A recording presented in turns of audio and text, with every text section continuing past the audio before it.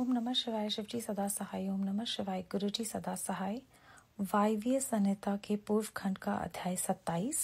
मंदराचल पर गौरी देवी का स्वागत। महादेव जी के द्वारा उनके और अपने उत्कृष्ट स्वरूप एवं अविच्छेद्य संबंध पर प्रकाश तथा देवी के साथ आए हुए व्याघ्र को उनका गणाध्यक्ष बनाकर अंतःपुर के द्वार पर सोमनंदी नाम से प्रतिष्ठित करना।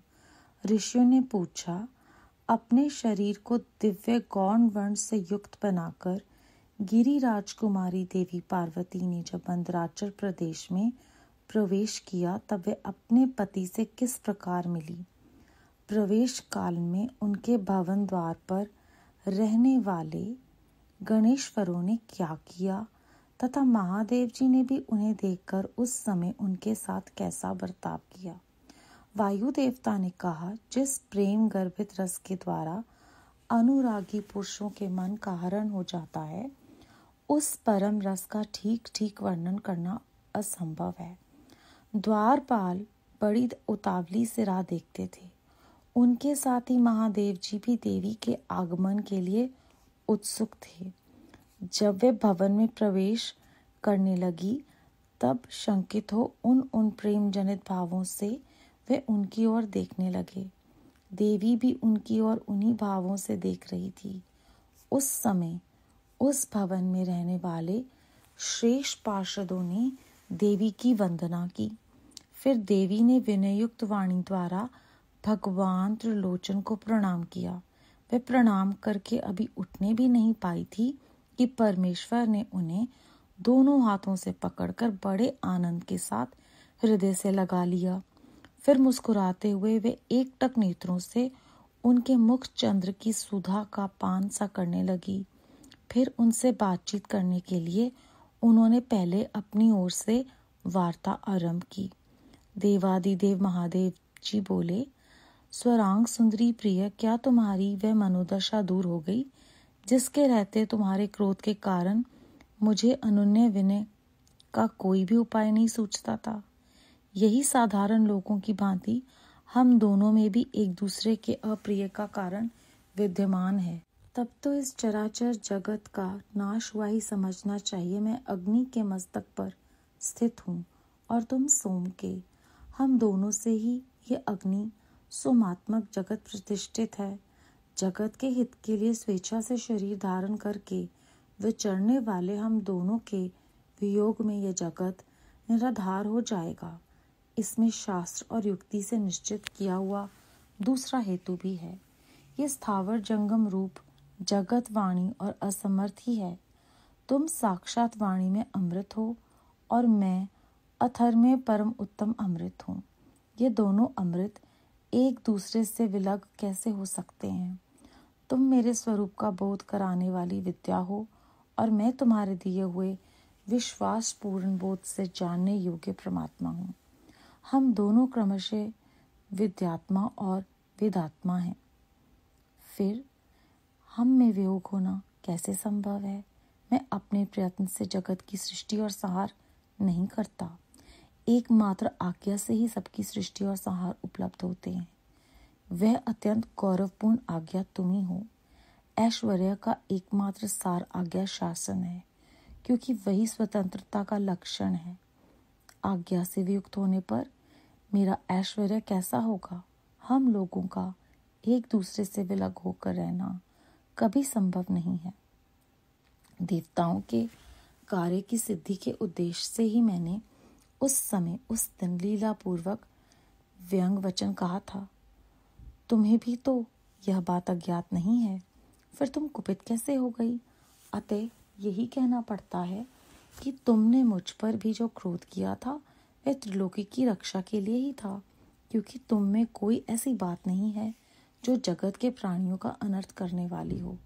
इस प्रकार प्रिय वचन बोलने वाले साक्षात परमेश्वर शिव के प्रति श्रृंगार रस के सारभूत भावों के प्राकृतिक जन्मभूमि देवी पार्वती अपने पति की कही हुई यह मनोहर बात सुनकर इसे सत्य जान मुस्कुराकर रह गई। लज्जावश कोई उत्तर न दे सकी। केवल कौशिकी के यश का वर्णन छोड़कर और कुछ उन्होंने नहीं कहा। देवी ने कौशिकी के विषय में जो कुछ कहा उसका वर्णन करता हूँ। देवी बोली, भगवान, मैंने जिस कौशिकी की सृष्टि की है उसे क्या आपने नहीं देखा?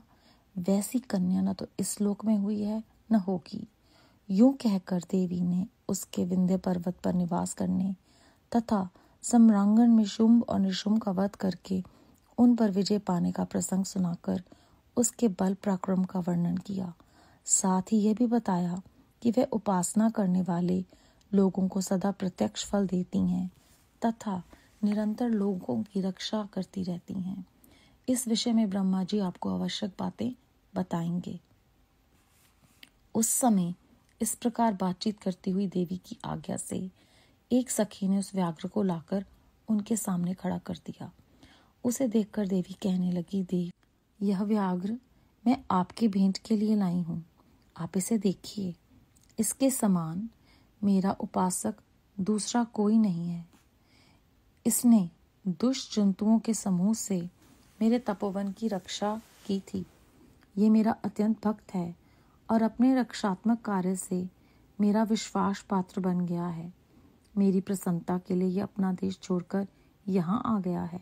महेश्वर, यदि मेरे आने से आपको प्रसन्नता हुई है, यदि आप मुझसे अत्यंत प्रेम करते हैं, तो मैं ये चाहती हूँ कि ये नंदी की आज्ञा मेरे अंतपुर के द्वार पर अन्य रक्षकों के साथ उन्हीं के चिन्ह धारण करके सदा स्थित रहे।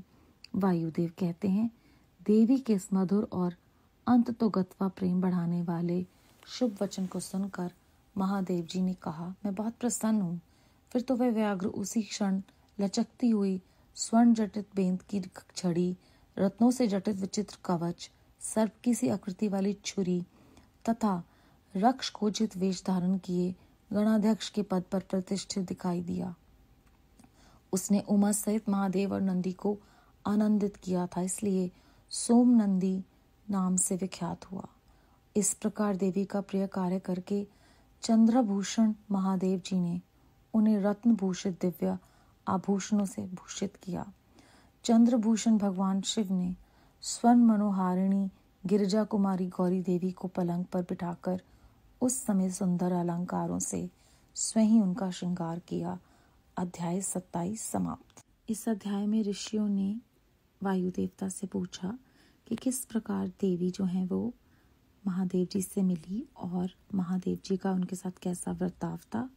तो वायु देवता जी ने बताया कि जब प्रेम से गर्भित रस में अनुराग के साथ पुरुष का मन हरण हो जाता है तो उस रस को तो बयान करना असंभव है, किंतु उन्होंने कहा कि वो उन दोनों ने एक दूसरे को प्रेम जनित भावों से देखा। उन्होंने विनय युक्त वाणी द्वारा शिवजी भगवान को प्रणाम किया। महादेव जी उन्हें स्वरांग सुंदरी कहकर संबोधित करते हैं, क्योंकि पहले उन्होंने ये कहा था कि तुम काली हो। किया तो उन्होंने मनोविनोद था, लीला के लिए, लोगों के हित के लिए उन्होंने ये सब लीला रची थी ताकि शुंभ और निशुंभ का वध हो सके। और अब वो पूछते हैं कि तुम्हारी मनोदशा दूर हो गई। और फिर वो बहुत प्यार से कहते हैं कि अगर हम भी साधारण लोगों की तरह एक दूसरे का अप्रिय सोचेंगे तो जगत का तो नाश हो ही जाएगा। फिर वो उनको बताते हैं कि मैं अग्नि के मस्तक पर स्थित हूँ और आप सोम के। इस तरह से अग्नि सोमातक पर पूरा जगत प्रतिष्ठित है। हम अपनी इच्छा से दोनों शरीर धारण करते हैं। फिर वो देवी को बताते हैं कि तुम साक्षात वाणी में अमृत हो और मैं अर्थ में परम उत्तम अमृत हूँ। ये एक दूसरे से तो अलग हो नहीं सकते। तुम मेरे स्वरूप का बोध कराने वाली विद्या हो और मैं तुम्हारे दिए हुए विश्वासपूर्ण बोध से जानने युक्त परमात्मा। हम दोनों विद्यात्मा और वेदात्मा हैं, तो हमारे में तो वियोग हो ही नहीं सकता। ये सब सुनकर पार्वती देवी जो हैं वो लज्जावश केवल मुस्कुरा ही पाती हैं और वो सिर्फ कौशिकी जी का वर्णन करती हैं। और उसके बाद वो कहती हैं कि आपको ब्रह्मा जी इसके बारे में आवश्यक बातें बताएंगे। इतने में उनकी सखी जो हैं वो व्याघ्र को ले आती हैं और चंद्रभूषण महादेव जी उस व्याघ्र को रतन भूषित दिव्य आभूषणों से भूषित करके गणाध्यक्ष के पद पर प्रतिष्ठित करते हैं। उस व्याघ्र ने देवी पार्वती, महादेव जी और नंदी जी को आनंदित किया था, इसलिए उसका नाम सोमनंदी है। उसके उपरांत भगवान महादेव स्वर मनोहरिणी गिरिजा कुमारी गौरी का स्वयं अलंकारों से श्रृंगार करते हैं। बेअंत शुक्राना गुरु जी महाराज, बेअंत शुक्राना। ओम नमः शिवाय। शिव जी सदा सहाय। ओम नमः शिवाय। गुरु जी सदा सहाय।